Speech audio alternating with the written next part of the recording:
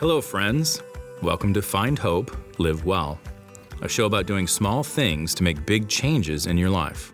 I'm Grant Stenzel. My goal is to help you regain hope and walk with you down the path of healing. Through my experience as a licensed clinical professional counselor and former pastor, I enjoy helping individuals and families navigate through mental health issues.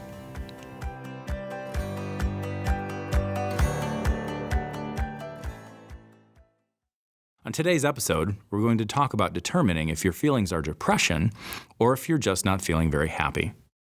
People will sometimes say, "I'm depressed," when they're feeling sad. For some, these feelings quickly pass, but for others, these feelings continue and start to affect their overall quality of life. Everyone gets the blues once in a while, but how do you know if you're truly depressed or just unhappy? We're going to talk about two things today: seasonal affective disorder and depression. Determining what our depression is linked to, we can find relief. Many people living in the Midwest look forward to spring. However, for 10 million Americans who suffer from winter depression, warm and sunny times cannot come quick enough. Seasonal affective disorder, commonly known as SAD, is a disorder that affects a person's mood and is caused by light deprivation. Therefore, people begin to feel depressed beginning in the fall and often do not find relief until late spring when the days become longer. This is a serious condition. This is not just a case of cabin fever. The symptoms of SAD are much like those of depression and can include sleepiness, lethargy, feelings of despair, poor attention span, and increased appetite. Women are especially prone, as up to 75% of SAD sufferers are women. Furthermore, research indicates that the farther north of the equator one gets, the higher incidence of SAD. Fortunately, you don't have to suffer in silence. Treatment is available. Options usually include a combination of counseling, light therapy, and in some cases, medication. Counseling for seasonal affective disorder includes properly diagnosing the disorder and developing the mode of treatment that is best for you. A good first step would be to make an appointment with a trained therapist for an assessment. They can also provide support and encouragement through the difficult winter months. Light therapy consists of using a light box, which employs full-spectrum light bulbs. The light box is used daily for approximately 30 minutes to 2 hours. Those who respond to light therapy often notice improved moods after only 2 to 4 days of treatment. Heat lamps of UV should not be used, however. Moreover, light therapy is not recommended for people who have had photosensitive skin or are taking medications that increase light sensitivity. Those who have eye surgery should not use light therapy as well. In short, light therapy should only be administered under the guidance of a health professional. For those individuals who do not respond to counseling or light therapy, medication may be in order. The science behind SAD involves the regulation of the hormone melatonin and the neurotransmitter serotonin. When the days are short and light is scarce, more melatonin is produced, thus decreasing serotonin in the brain. Certain antidepressant medications are effective because they increase serotonin concentration at synapses in the central nervous system, hence raising one's mood. These treatment options may provide relief from seasonal affective disorder. But what if it's more than that? Millions of Americans every year suffer with depression. Oftentimes people think these people just need to try harder or get better or think happy thoughts, and it's just not that easy. Whether depression is from mourning a loss, whether depression is from struggling with relationships or work, or even the depression is a chemical imbalance in your brain, it's much harder than just saying, feel better, stop being depressed. And that's why you need to see a counselor to find out what's happening. The first thing usually people, when they come into our office, they want to know, am I crazy? And usually it's no, millions of people suffer with the same thing as you. People just want to know, I'm not the only one suffering this way. Here are some of the signs that indicate your feelings are more than temporary unhappiness. Duration of feelings. People who are depressed feel sad most of the day, nearly every day. There is a markedly diminished interest in things that used to make you happy. Looking ahead, nothing on the calendar gives you any pleasure or sense of anticipation. Physical health. Those suffering from depression can experience fatigue, loss of energy, and a diminished ability to think or concentrate.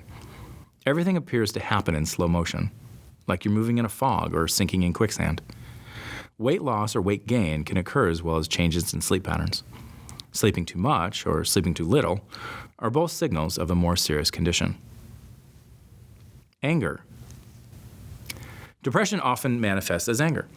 Children and adolescents who have fewer filters appear irritable or act out. Adults can too, but they usually have better coping skills. Male adults, however, are prone to lashing out in anger when depressed. Destructive thoughts. The things that people think about when they're depressed are most often very negative. Feelings of worthlessness and a sense of failure are common.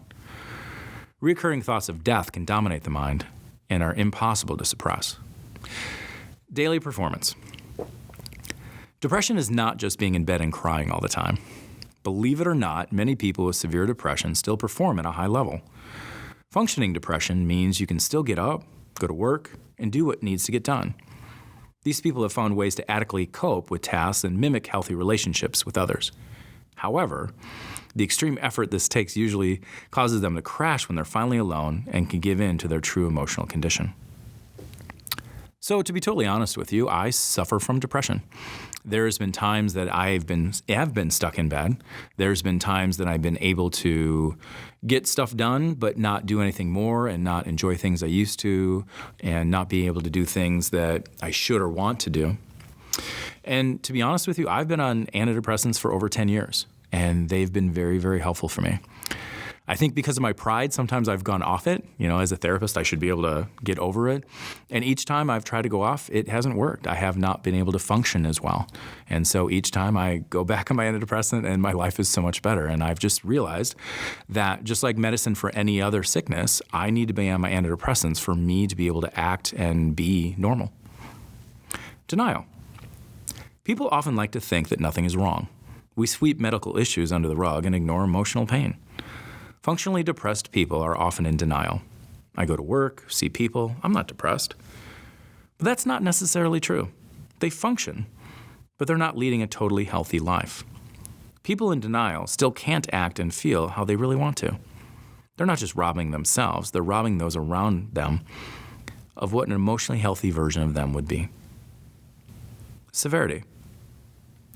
Just because you recognize some of the symptoms in yourself doesn't necessarily mean you're depressed.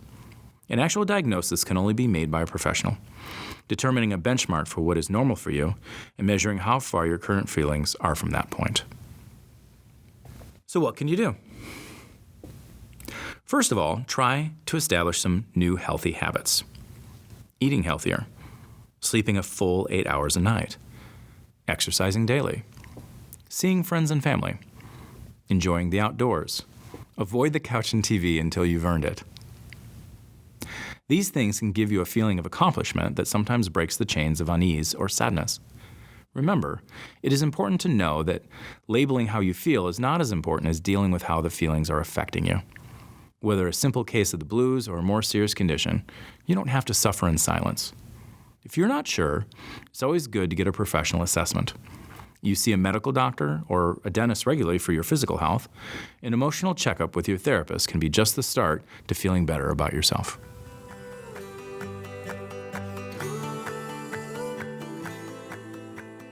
That's going to do it for today's episode. Visit stenzelclinical.com/news for helpful tips on parenting, relationships, managing anxiety, battling depression, and more. You can also find us on social media with the handle @StenzelClinical. If you enjoyed our show, please be sure to leave a review. As always, thank you for listening.